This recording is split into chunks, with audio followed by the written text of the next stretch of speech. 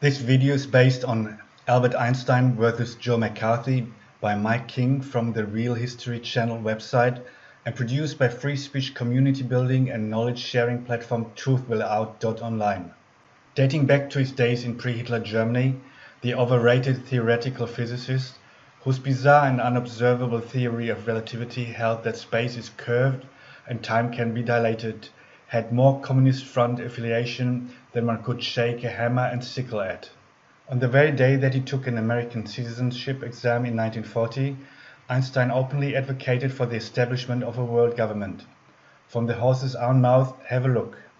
Professor Albert Einstein advocated a worldwide federation of nations with control over the whole military power of its members soon after he had taken his final examination for American citizenship here today. He predicted the recreation of Woodrow Wilson's League of Nations in a more powerful form. The author of the theory of relativity asserted that a federal organization of the nations of the world is not only possible, but an absolute necessity if the conditions on our planet are not to become unbearable for men. Wilson's work will be created, in my opinion, in a more powerful form. Then only will the importance of this great innovator be fully recognized. A worldwide organization cannot ensure peace effectively unless it has control over the entire military power of its members. Wow, why would this piece of disheveled red filth even bother to later take an American citizenship oath, while famously and disrespectfully not wearing any socks? If we wish to see America and all nations ended and rolled up into a federation of nations, stripped of all individual self-defense and subject to a powerful world government? This 1934 German postcard depicts how Einstein mania ended in Hitler's Germany. It reignited tenfold upon his arrival to America. Reporters swarmed the genius wherever he went, and the fame-addicted fraud loved every moment of it. He went on to use his stature to attack and undermine anti-communists like McCarthy. Einstein and his sycophantic crowd of academic lefties and starstruck reporters hated McCarthy as much as they had hated Hitler. To the extent that so many weak-minded intellectuals worshipped Einstein, his anti-communism, presented as a concern for political freedom, influenced other academics who were not communists, just well-meaning libtards who believed that big bad McCarthy might also come for them one day. In 1953, several communists would seek Einstein's advice as to how to confound and defy McCarthy's committee, as well as other state or local investigations.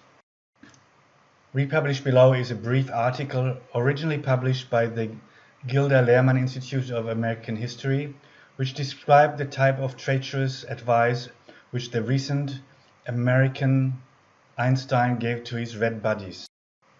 During the McCarthy hearings of the 1950s, the government investigated American society and industry in an attempt to root out communist sympathizers.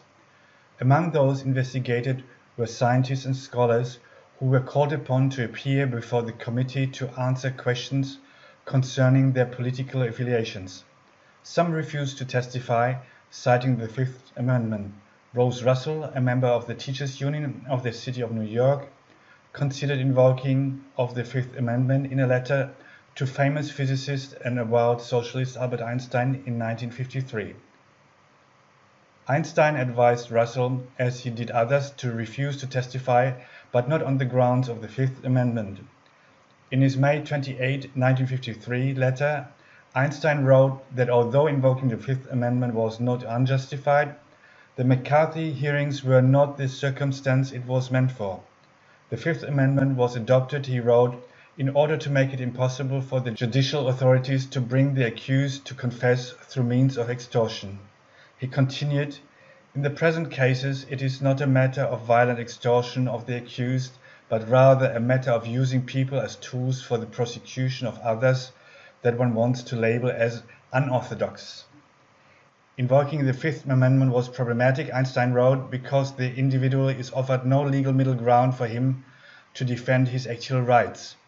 In closing, he pointed to a more revolutionary tactic, non-cooperation, like Gandhi used with great success against the legal powers of the British authorities. Later that year, Einstein also counseled fellow physicist Al Shadowitz to refuse to provide testimony at the McCarthy hearings, not by invoking the Fifth Amendment, but by asserting that the questioning was in violation of the Fifth Amendment. Einstein, the Red, later made headlines by counseling fellow Jewish communist physicist Al Shadowitz to refuse to provide testimony at the McCarthy hearings, not by invoking the Fifth Amendment, but by asserting that any questioning of his loyalty or affiliations was a violation of the First Amendment. December 16, 1953, communist physicist Al Shadowitz became a celebrity of the left when he, on Einstein's treasonous advice, contemptuously cited the free speech clause of the First Amendment instead of the Fifth in order to thwart McCarthy. The front page headline of the New York Times reports on December 17, 1953, "Witness on Einstein advice refuses to say if he was a Red." It elaborates, on the advice of Dr. Albert Einstein, a 38-year-old engineer refused here yesterday to tell Senator Joseph McCarthy whether he had been a communist while working for the army or on government contracts since 1941. The engineer denied any spying. In Princeton, Dr. Einstein confirmed he had given the advice. Senator McCarthy, a Wisconsin Republican, said he would seek a contempt citation against Mr. Shadowitz, who based his attitude on the First Amendment. 5 other witnesses refused to tell the Senate's Permanent Subcommittee on Investigations whether they had been communists. It was the second time that Dr. Einstein had counseled non-cooperation to a witness in a congressional investigation. Again, Einstein, in advising Shadowitz to engage in contempt of Congress, himself committed a crime, or, at the very least, a subversive act which ought to have gotten him deported out of the United States. But Ugly Albert was too much of a cultural icon. The Time magazine Man of the 20th Century was untouchable. Advising communists to engage in contempt of court is itself contempt of court and an act of treason.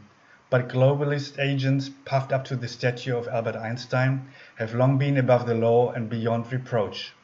The globalists immortalize their own as the intellectual boobs guzzle down their liquid excrement as if it were mother's milk.